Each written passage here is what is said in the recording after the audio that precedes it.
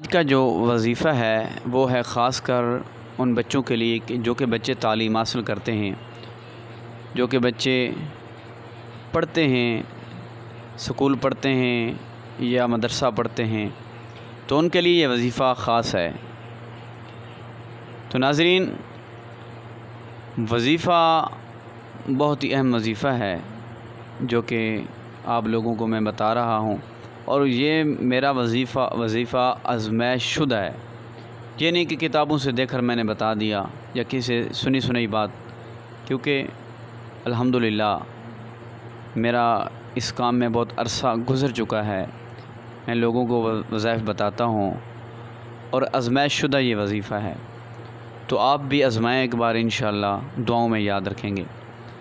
وظیفہ یہ ہے کہ اگر آپ امتحان دے رہے ہیں یا امتحان آپ کے قریب ہیں، تو آپ کو چاہیے کہ آپ عشاء کی نماز کے بعد 313 مرتبہ اس وظیفے کو پڑھنا ہے۔ عشاء کی نماز کے بعد اول آخر 3 بار درود شریف۔ وظیفہ کیا ہے؟